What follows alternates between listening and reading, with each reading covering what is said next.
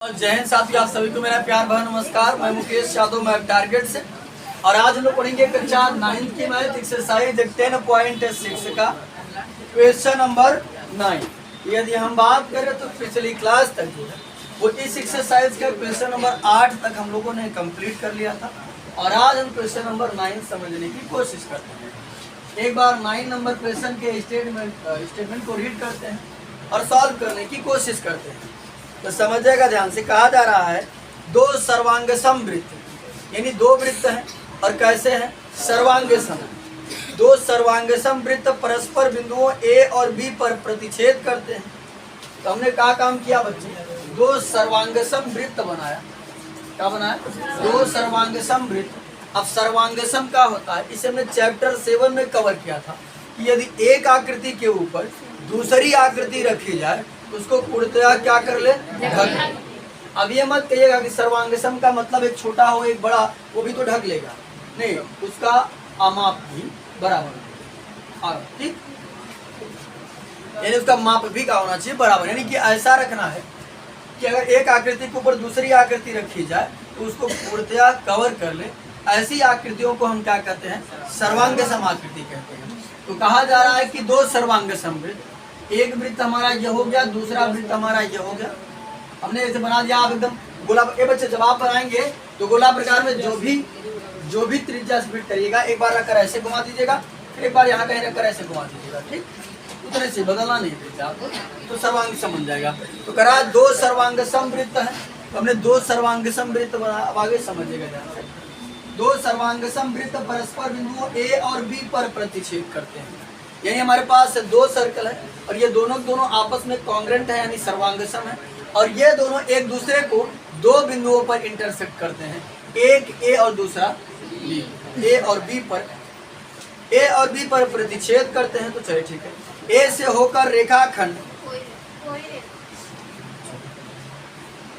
होकर कोई रेखाखंड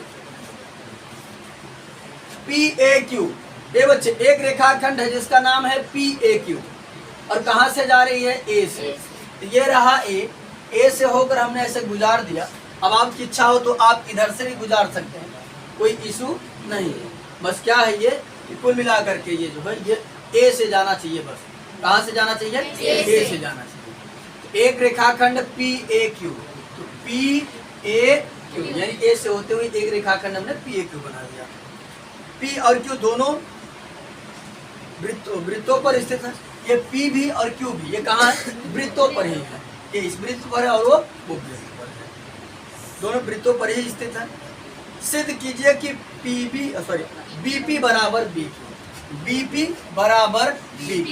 ये हमको क्या करना है, सिद्ध करना है।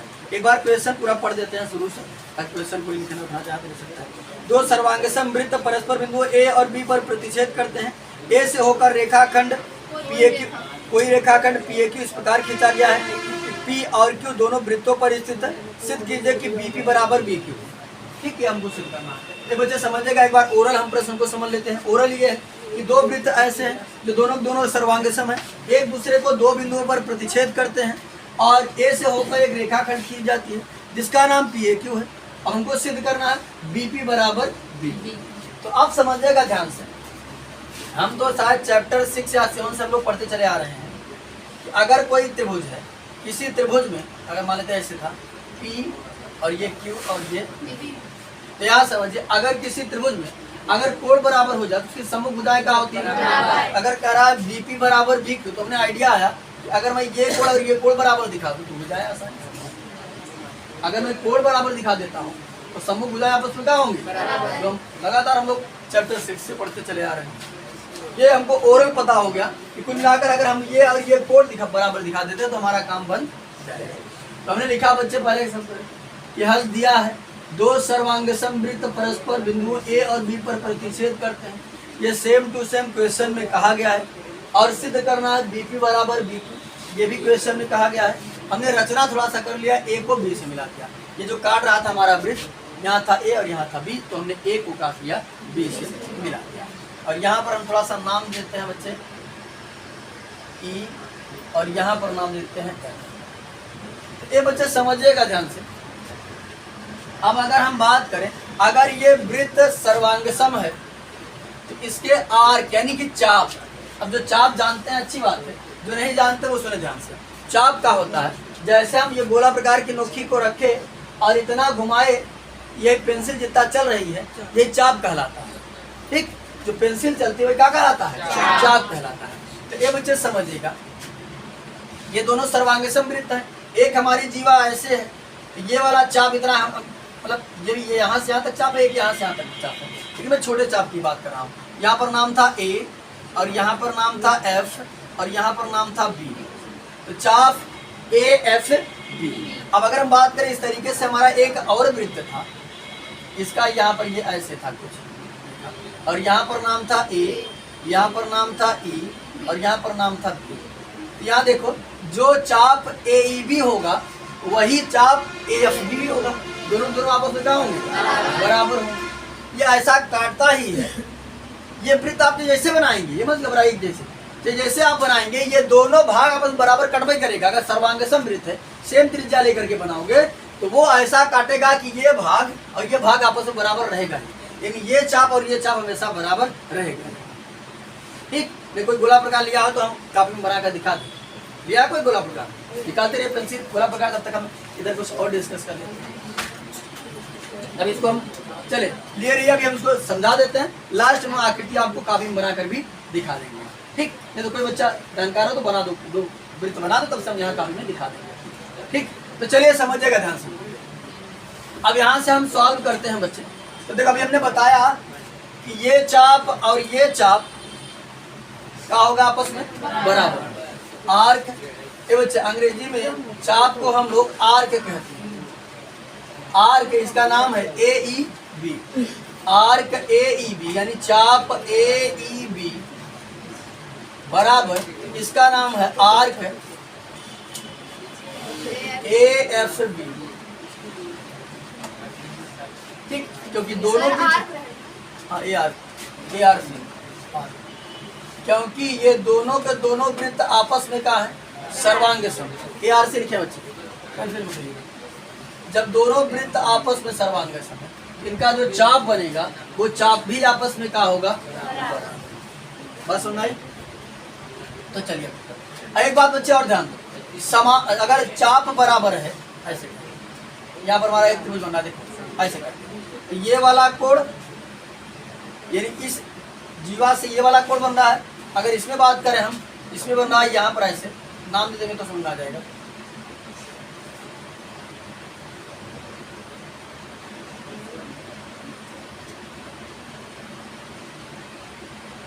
ये ऐसे बन रहा है और ये वाला थोड़ा सा ऐसे,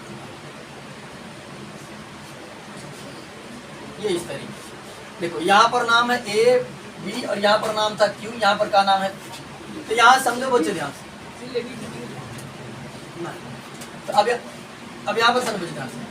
देखो, अगर चाप बराबर है तो समान चाप पर बने कोण भी आपस में बराबर होगा। समान चाप पर जो कोण बनता है वो भी आपस में क्या होता है? बराबर। तो समझिएगा ध्यान से। तो अगर हम बात करें, ये वाला कोण और ये वाला कोण कहाँ पर, ये तो नाम है, यहाँ पर नाम था, अच्छा ये यहाँ पर पी और यहाँ पर ठीक। तो ये वाला कोण और ये वाला कोण भी देखो इसमें समझ में आएगा क्या किसमें। तो यहाँ देखो, अगर हम बात करें ये चाप ने बराबर दिखा दिया, ये वाला कोण और ये वाला कोण भी क्या होगा? आपस में बराबर, क्योंकि समान चाप पर बने कोण बराबर है। क्या कि चाप हमने देखा दोनों आपस में कहाँ है? तो समान चाप पर बना कोण क्या होगा? तो हम कह सकते हैं ए पी बी बराबर A Q, angle A P B बराबर एंगल ए क्यू। यहाँ हिंदी हम बोलते रहे, लिख लीजिएगा, समान चाप पर बने कोण बराबर होते हैं। तो चाप को हमने बराबर दिखा दिया, तो समान चाप पर बना कोण आपस में क्या होता है? बराबर होता है। ठीक, आप समझो ध्यान से। अगर बच्चे हम देखो, चाहे तो हम इसको ए पी बी कहें और चाहे यहाँ से चल दें क्यू पी बी, तब पर भी तो इतने घूम रहे हैं। और चाहे इसको ए क्यू बी कहें, चाहे पी क्यू बी कहें, क्योंकि उनको पूरा बड़ा वाला त्रिभुज लेना है। ठीक। तो हम लिख देंगे एंगल APB को, एंगल APB को, एंगल APB को क्या लिख सकते हैं, QPB, एंगल QPB तथा एंगल AQB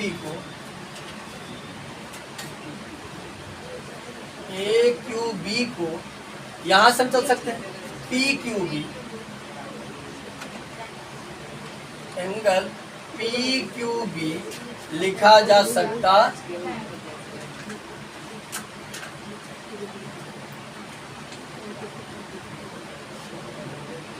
तो यहां समझो, APB की जगह हम लिख देंगे QPB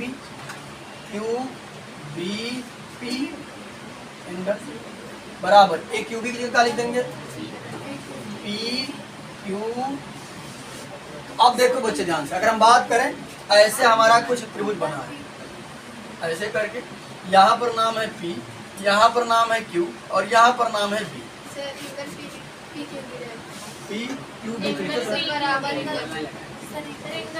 अच्छा,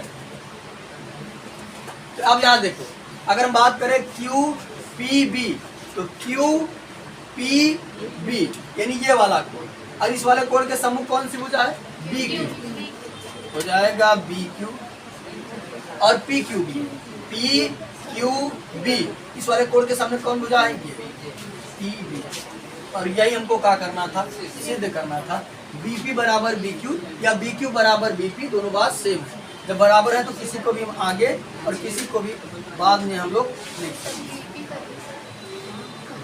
अच्छा, BP बराबर, और यहाँ पे देखो, ये देखो इस रेखा का नाम चाहे आप PB दो चाहे BP दो, रेखा का नाम कुछ भी दे सकते हो, लेकिन सवाल में जैसा यूज किया है वैसा हम भी यूज करेंगे। इसका नाम PB ने देकर क्या लिखेंगे, BP। बाकी नाम देने के लिए बच्चे घबराना मत, इसको पहले लिख देते हैं। देखो रेखा का नाम चाहे तुम PB पढ़ो चाहे तुम BP पढ़ो, बात सेम है, ठीक। लेकिन क्वेश्चन में जैसा मेंशन किया गया है हम उसी के अनुसार बात करेंगे, ठीक। तो ये बच्चे समझिएगा ध्यान से, जैसा कि हमने कहा था कि हम आपको लास्ट में कापी में भी बना करके दिखा देंगे। तो ये आप देख सकते हैं, दो सर्वांग समवृत्त है, दोनों का आर्क आपस में क्या दिख रहा है, बराबर दिख रहा है। कैमरा में दिख रहा है सब, ये दोनों का आर्क ये छोटा छोटा वाला दिख रहा होगा, दोनों का आपस में क्या है, बराबर। तो जब भी आप सर्वांग समवृत्त खींचेंगे, जब भी उसको काटेंगे, वो आर्क हमेशा क्या होते हैं, बराबर। बस सुनाई, तो बहुत ज्यादा कठिन क्वेश्चन नहीं था ये, बस थोड़ा सा समझना था, आकृति बनानी थी। बाकी एक ही आर्क पर बना दिया और ये कोण बराबर हो गया, कोण बराबर तो हो जाता और आसानी से हमने क्या कर लिया। तो कुल मिलाकर के अभी चैप्टर 10 का एक प्रश्न और रह जाता है, उसके बाद चैप्टर 10 पूरी तरीके से समाप्त हो जाएगा। धीरे धीरे ज्योमेट्री भी समाप्त हो जाएगी और रचना है, रचना में तो आपको ज्योमेट्री नहीं करना, बस आपको उसमें रचना करना है। कुल मिलाकर ज्योमेट्री जितना भी था हम लोगों ने कल तक हम लोग सफलतापूर्वक समाप्त कर लेंगे। इस वीडियो में इतना ही, बाकी मिलते हैं नेक्स्ट वीडियो में, तब तक के लिए जय हिंद।